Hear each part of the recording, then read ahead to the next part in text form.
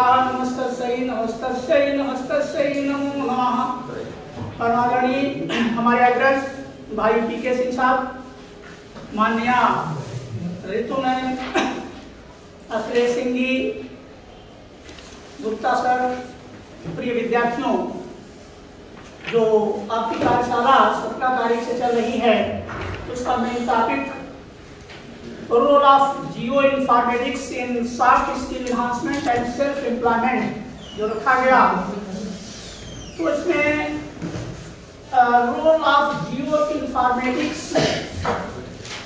या यूं कहें there are certain synonyms that are used in this context. Need of geoinformatics, relevance of geoinformatics या importance of geoinformatics, इन शब्दों में इसको हम बयान कर सकते हैं। और इसी के साथ सॉफ्ट स्किल एनहांसमेंट और एम्प्लॉयमेंट की बात की गई। तो सॉफ्ट स्किल एनहांसमेंट क्यों जरूरी है, कैसे हम उससे एम्प्लॉयमेंट प्राप्त कर सकते हैं। सबसे पहली बात तो इसमें है जियो इन्फॉर्मेटिक्स ये क्या है। तो इस संदर्भ में मैं अपने कुछ तथ्यात्मक पॉइंट रखूंगा। सबसे पहले कि जियो इन्फॉर्मेटिक्स की हमको जरूरत क्यों है, इसको हम कहाँ यूज कर सकते हैं, इसकी जो बेसिक कॉन्सेप्ट्स हैं इनको पहले हम क्लियर कर लें, क्योंकि इसके पहले हमारे पूर्व वक्ता को आप सुन रहे थे they are related with the medical science, लेकिन वी आर डेवलपर्स, हम लोग भूगोल के विद्यार्थी हैं। तो भूगोल के विद्यार्थी होने के नाते हमें आप देखते हैं हमारा subject matter where why and how and what are to be, इससे स्टार्ट होता है।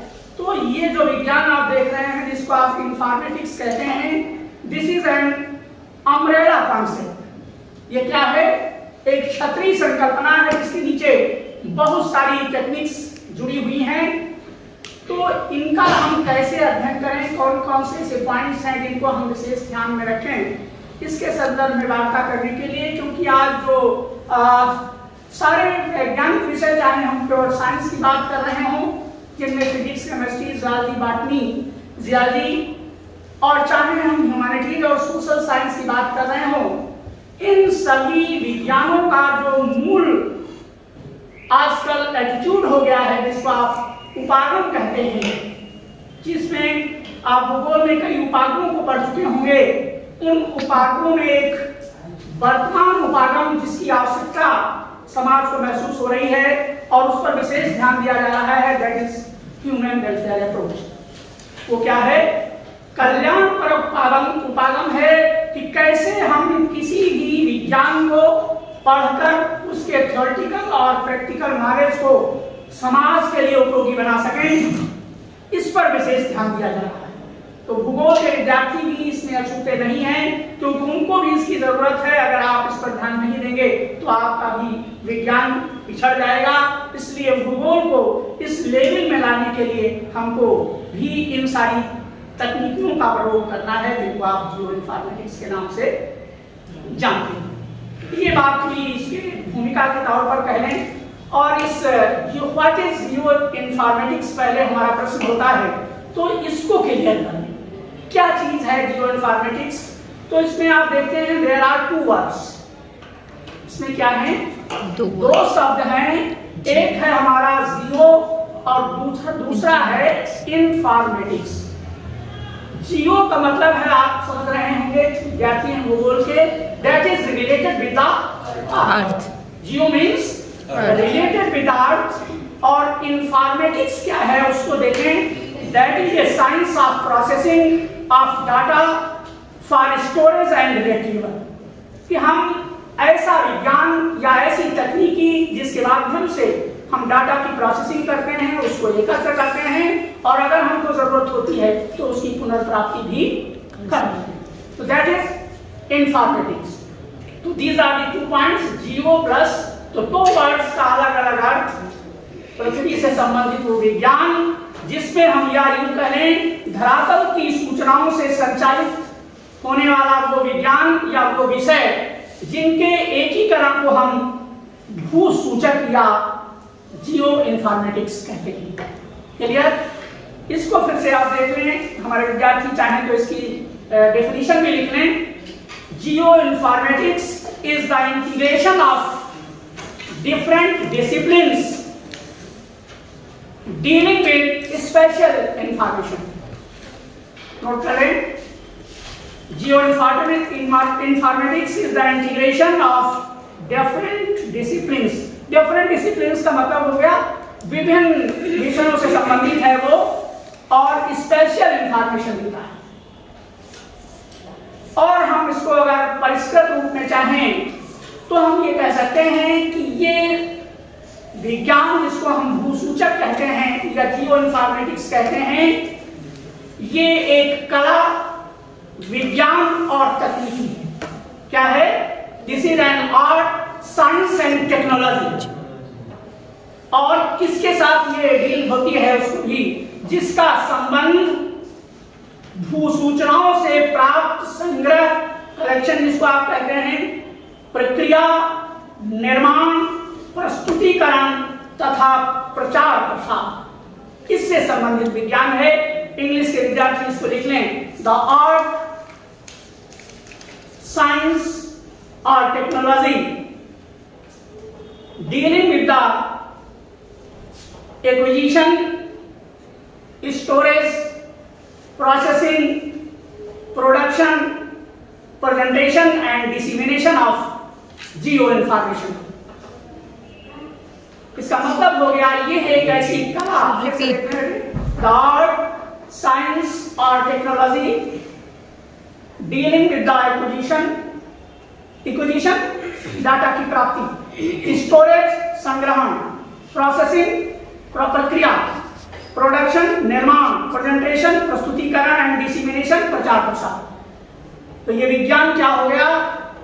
भूसूचना विज्ञान एक ऐसी कला, विज्ञान या तकनीकी है जिसके माध्यम से हम भूसूचनाओं से प्राप्त संग्रह, प्रक्रिया, निर्माण, प्रस्तुतिकरण तथा प्रचार प्रसार करते हैं। तो this is clear that what is geo informatics. Geo informatics क्या है, इससे आप समझ गए हैं।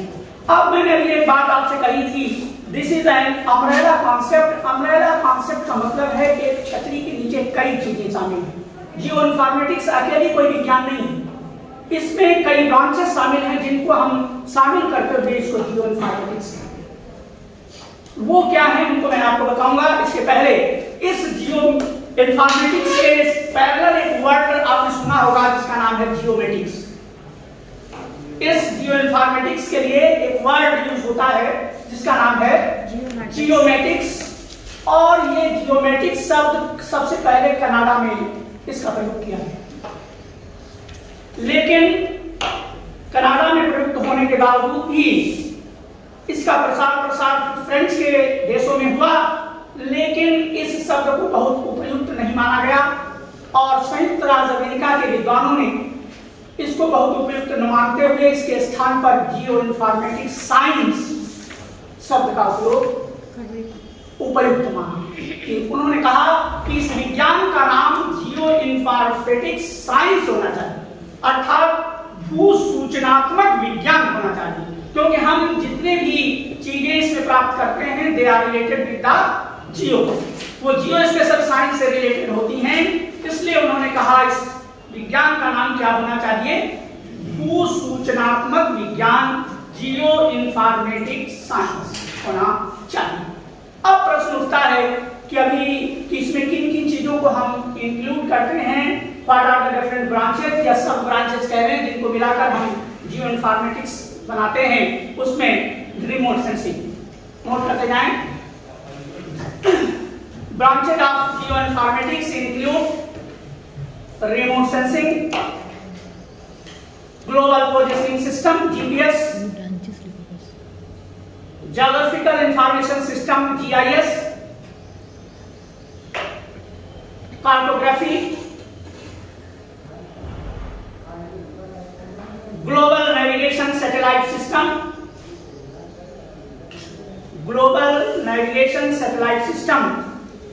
photogrammetry, ग्रेविटी और अंतिम DBMS database management system. DBMS, database management system. All these branches they are included in geoinformatics. इसलिए हमने भी आपसे कहा कि this is an umbrella concept. इस जियोइन्फॉर्मेटिक्स के अंदर कितनी चीजें शामिल हैं, अब आप देख रहे हैं इतनी सारी चीजें, इनको मिलाकर जब हम अध्ययन करते हैं उस विज्ञान का नाम है जियोइन्फॉर्मेटिक्स, भूसूचनात्मक विज्ञान। फिर बात आती है what are the different functions of this particular science. इस भूसूचना विज्ञान के कार्य क्या ये करती है, तो मुख्य रूप से इसके 3 कार्य हैं, उनको नोट कर लें। The 3 main task of geoinformatics, the 3 main task of geoinformatics are, 3 मुख्य काम। Number 1, development and management, development and management of databases of geo data.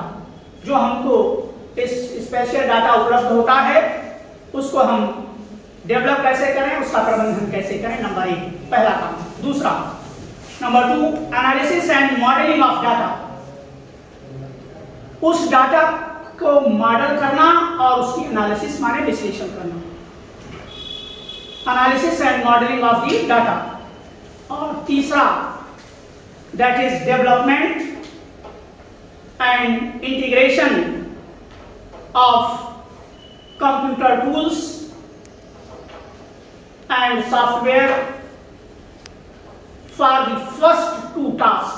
जो पहले 2 काम आप लिख चुके हैं, इनके लिए कंप्यूटर सॉफ्टवेयर हार्डवेयर जो भी हैं उनकी जरूरत होती है उसके development. These are the basic या major works of this particular science that is known as जियोइन्फॉर्मेटिक्स।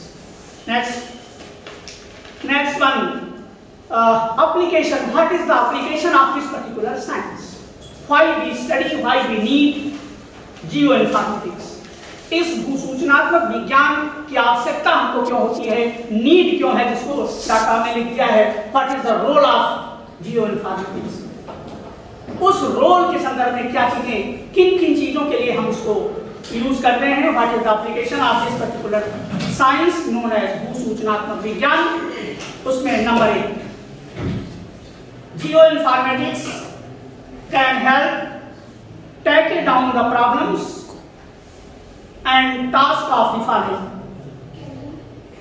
Geoinformatics can help tackle problems and tasks such as following. भूसूचनात्मक विज्ञान निम्नलिखित समस्याओं का निदान करने में आपकी सहायता करती है, अर्थात क्या उसकी भूमिका है वो यहां से स्टार्ट होती है, क्या इस विज्ञान के माध्यम से हम करते हैं। क्योंकि इसी को हम कहेंगे रोल, इसी को कहेंगे हम नीड, इसी को कहेंगे रेलेवेंस, चाहे हम इसको कहें इंपॉर्टेंस ऑफ जियोइन्फॉर्मेटिक्स। तो उन पॉइंट्स को आप नोट कर लें। Number 1, the modelling and use of seismic data, the modelling and use of seismic data. Seismic माने भूकंप से संबंधित, दैट पर्टिकुलर विज्ञान जो सीस्मोलॉजी जिसको आप कहते हैं, related with the seismic events, उसके संदर्भ में। नेक्स्ट नंबर 2 पर the construction and use of other geologically realistic 3D models. 3D में ये जो मॉडल आप बनाते हैं जियोलॉजिकल, उनके लिए जियोलॉजिकली रियलिस्टिक 3D मॉडल्स, इसके उपयोग, इसको बनाने के लिए ये दूसरा पॉइंट है। तीसरी बात, the production of high quality, the production of high quality palaeographic maps, पुरातत्व से संबंधित जो मानचित्र निर्माण होते हैं उनके लिए भी इसका निर्माण हम करते हैं या इसकी जरूरत होती है, palaeographic maps. Next number 4, the production of astrogeological 3D maps, the production of astrogeological 3D maps. Next one, the measurement of Earth's gravity field. जो भूमि के अंदर चुंबकीय क्षेत्र हैं उनका पता लगाने के लिए the measurement of Earth's gravity field. Next one, जो हैजार्ड्स आते हैं जिनको आप आघात, पर्यावरणीय आघात कहते हैं, तो mitigation of hazards in volcanically active area, ज्वालामुखी क्षेत्रों, hazards in volcanically active area, अर्थात जहां पर ज्वालामुखी क्रियाशील हैं उन क्षेत्रों में कौन कौन से हैजार्ड्स हैं, इनके बारे में भी ये सूचना देती है. The mitigation of hazards in volcanically active areas. Next one, the planning and management of land use. जो हमारा भूमि उपयोग है उसका नियोजन और उसका प्रबंधन कैसे किया जाए.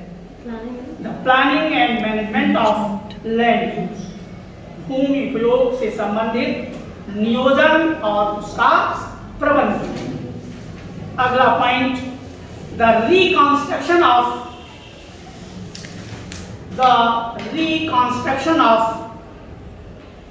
Architecture and archaeological sites. इसमें भी उपयोग हो रहा है क्योंकि आर्किटेक्ट्स और आर्कियोलॉजिकल साइट्स के लिए भी इनका उपयोग हो रहा है. तो the reconstruction of architecture and archaeological sites. Next one, the creation of commercial maritime routes. जो हम महासागरों में कमर्शियल पर्पस के लिए रास्ते बना रहे हैं उसमें भी इस टेक्नोलॉजी का उपयोग हो रहा है. क्योंकि आप देखते हैं फाइबर केबल की बात उसमें की गई जो कर चुकी है, जिसका काम BSNL वगैरह ने कर दिया है. That is related with the creation of commercial maritime routes. और next, that is the management of natural resources. जितने भी हमारे रिसोर्सेज हैं उनका कैसे हम प्रबंधन कर सकें, इसके संदर्भ में भी विज्ञान का या इस सूचना प्रणाली का या इस सूचना तकनीकी का हम उपयोग करते हैं. तो these are the different fields जिनमें हम इस भू सूचनात्मक विज्ञान का प्रयोग करके हम अपने विषय को उन्नत बना रहे हैं. एक कंक्लूजन के तौर पर अगर हम कहें तो the geo informatics has become an inevitable tool in the recent times. अत्याधुनिक समय अर्थात आज का जो समय है उसके लिए ये विज्ञान जिसको हम भू सूचनात्मक विज्ञान कहते हैं बहुत ही आवश्यक है. क्यों आवश्यक है उसके लिए इसने बताया, for research planning and projections of various aspect of different field of history.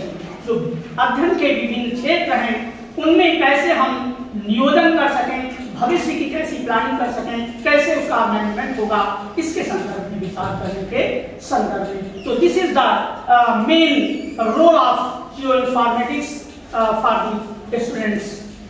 Major things, they are the main basic things they are related with the geo informatics.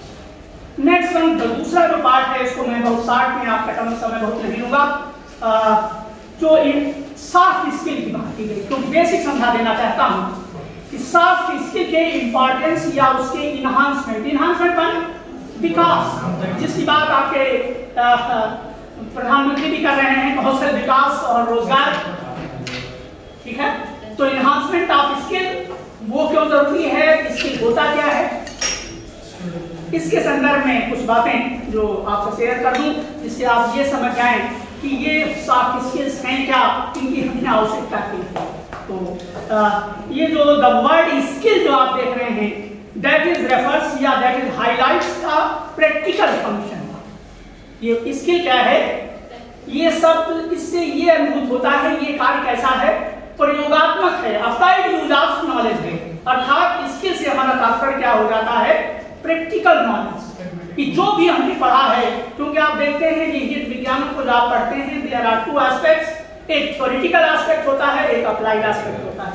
तो इन दोनों एस्पेक्ट्स को थियरीज, लॉज, कॉन्सेप्ट्स, उनके जो विभिन्न नियम कानून हैं, सिद्धांत हैं, उनका और जो नॉलेज आपने व्यवहारिक तौर पर प्रक्रियात्मक भूगोल, प्रयोगात्मक भूगोल के रूप में आप पढ़ते हैं, इसको हम कैसे मानव जीवन में उपयोग करके समाज को उन्नत या देश को या राष्ट्र को उन्नत बनाने में अपना योगदान कर सकते हैं, इस पर बात उठती है।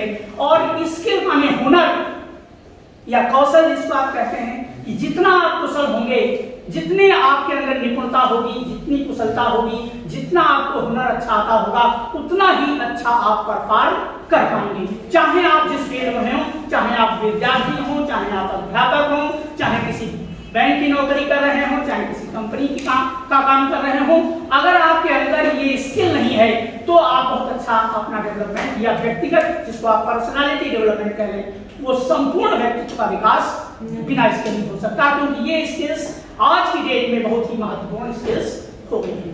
तो उनको तो सॉफ्ट स्किल्स के तात्पर्य है, उसको लिख लें। Soft skills refers to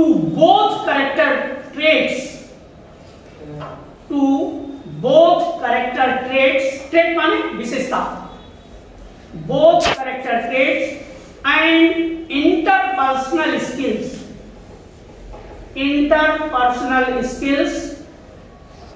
that will influence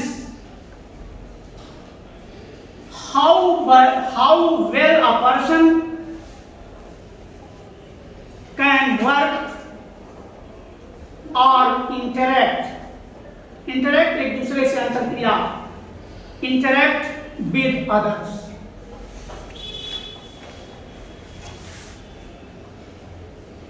और थोड़ा विस्तृत शब्दों में कहें तो इसको एक डिक्शनरी है जिसका नाम है कॉलिंस इंग्लिश डिक्शनरी। तो according to Collins English dictionary, what is the meaning of soft skill, इसको भी नोट कर लें। According to Collins English dictionary, the term soft skill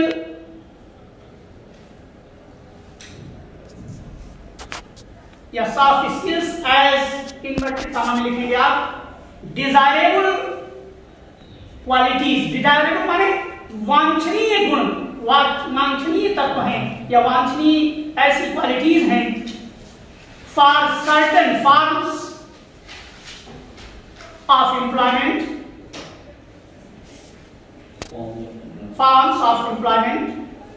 that do not depend on acquired knowledge. They include common sense. केवल किताबी ज्ञान ही पर्याप्त नहीं, common sense की जरूरत है। तो they include common sense, the ability to deal, कि क्या आपके अंदर योग्यता है जिसके माध्यम से आप इसको डील करेंगे, the ability to deal with people, लोगों को हम कैसे डील करें, उनसे कैसे बातचीत होगी, एंड पॉजिटिव फ्लेक्सिबल एटीट्यूड, क्योंकि अगर आप ये सोचें कि हम बिल्कुल सख्त अनुशासन से काम ले लें तो नहीं हो पाएगा, हर जगह सख्ती से काम नहीं हो पाएगा। दोनों चीजें होनी चाहिए, सख्ती भी आवश्यक है और फ्लेक्सिबिलिटी भी आवश्यक है। अर्थात आपके जो आपका वर्किंग का तरीका हो उसमें दोनों तरीकों को अप्लाई करें। जहां हमको एडमिनिस्ट्रेटर के तौर पर सख्ती की जरूरत है वहां हम सख्ती से पेश आए, लेकिन हमको लचीलापन भी हमारे अंदर होना चाहिए। ये नहीं है कि हर समय आप सख्ती करते जा रहे हैं तो पूरे लोग छोड़ करके कंपनी चले जाएंगे, काम आपका बंद हो जाएगा। इसलिए दोनों चीजें जरूरी हैं, फ्लेक्सिबिलिटी एटीट्यूड भी होना मस्ट है। तो this is the definition of soft skills.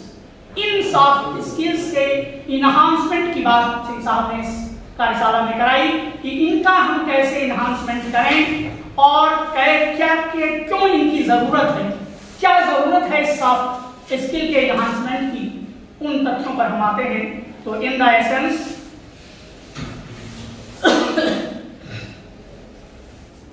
they are essential for your success. They are essential means soft skills are essential. for your success in the workplace,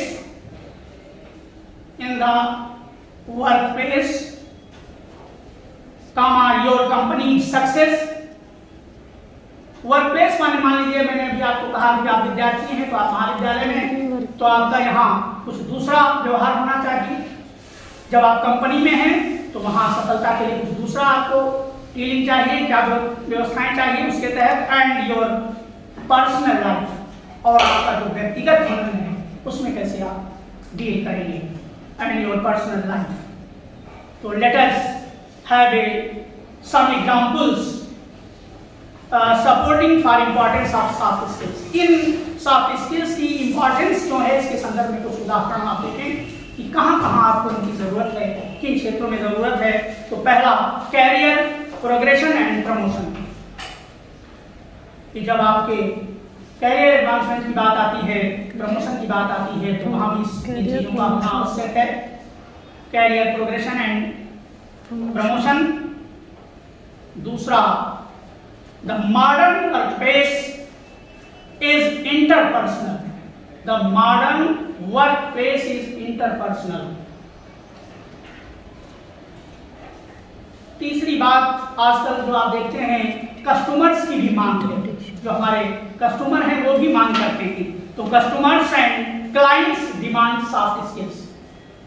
कि जो हमारे कस्टमर और client हैं उनको भी सॉफ्ट स्किल की जरूरत है। Customers and clients demand soft skills. Next point, the future workplace, जहां आप जाएंगे, the future workplace will rely on soft skills. Workplace work? Rely माने विश्वास करता है, rely on soft skills. Next, soft skills are hard to automate. और अंतिम point जो बहुत आवश्यक है आज की डेट में, that is soft skills are in high demand by recruiters.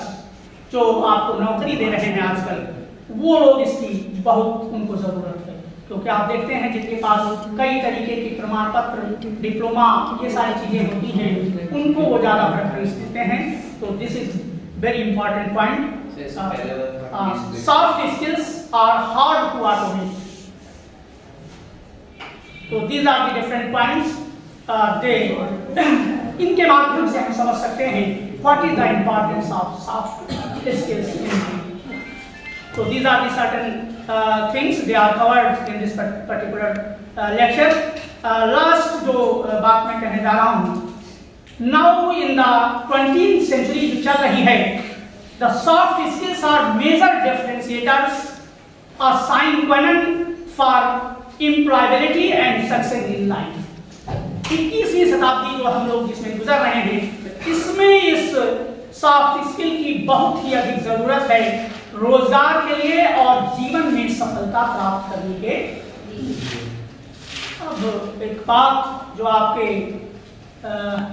नई शिक्षा नीति या राष्ट्रीय शिक्षा नीति में भी कही गई है, इसी संदर्भ की वार्ता, उसमें नई शिक्षा नीति या राष्ट्रीय शिक्षा नीति हम तो उसको कहते हैं, नई शिक्षा नीति के बजाय अगर आप राष्ट्रीय नेशनल एजुकेशन पॉलिसी कहें तो ज्यादा बेहतर है। उसमें अगर हम उस नेशनल एजुकेशन पॉलिसी फॉर 2020 के लिए एक वर्ड इंग्लिश में यूज करें, लाइफ्स, LIFES, LIFES, तो ज्यादा महत्वपूर्ण होगा। तो इसमें L के का मतलब क्या है उसको नोट कर लें। L मीन्स लाइफ कोचिंग, जिसकी बात आपके प्रधानमंत्री कर रहे हैं, शिक्षा नीति में निशंक जी ने भी किया है, लाइफ कोचिंग। दूसरा, I for internationalisation of education, शिक्षा का अंतरराष्ट्रीयकरण, क्योंकि आप देखते हैं विभिन्न विश्वविद्यालयों से आपका टाइप करके आपको वहां से पढ़ाने की बात की गई है। That is related with the internationalisation of education. तीसरी बात जो अभी मैंने आपसे कही थी कि विचारों में लचीलापन होना चाहिए, तो that is related with the flexibility, लचीलापन।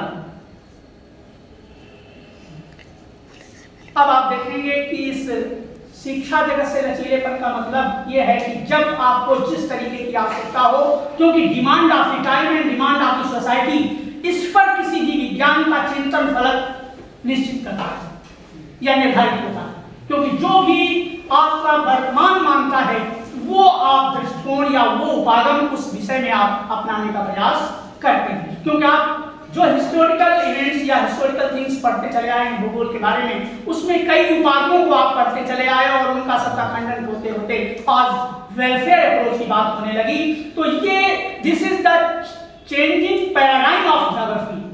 ये क्या है?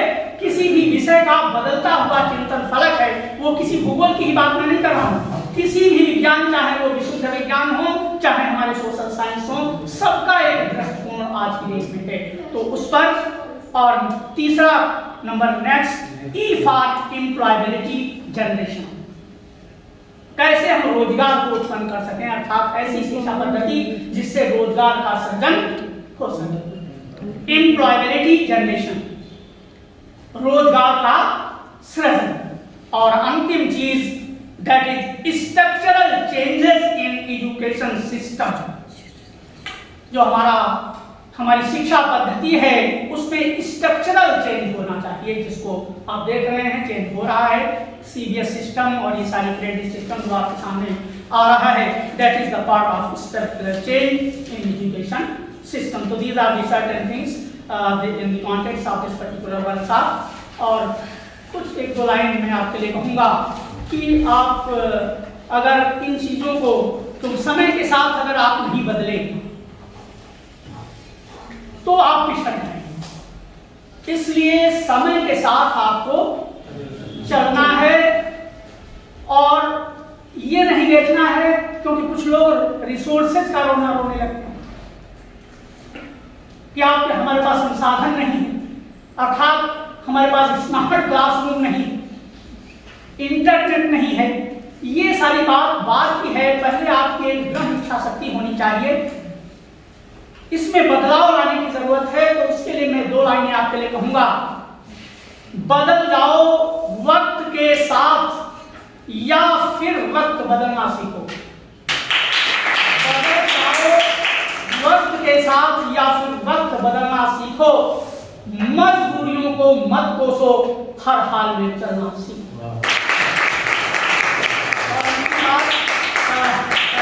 इंग्लिश के विद्यार्थी बैठे हैं, उनके लिए मैं कहूंगा लास्ट चीजें कि उद्यमेन हि सिद्ध्यन्ति कार्याणि न मनोरथैः नहि सुप्तस्य सिंहस्य प्रविशन्ति मुखे मृगा। और इंग्लिश के विद्यार्थियों के लिए a desire changes nothing, a desire changes nothing. इच्छा से, अभी मैंने कहा मनोरथैः, कार्य सिद्ध्यन्ति न मनोरथैः, मनोरथ करने से कार्य की सिद्धि नहीं। तो उसके लिए अ डिजायर चेंजेस नथिंग, इच्छा से कुछ बदलता नहीं है। तो a desire changes nothing, a decision changes something. अगर आपने कुछ निर्णय ले लिया तो कुछ परिवर्तन हो जाएगा।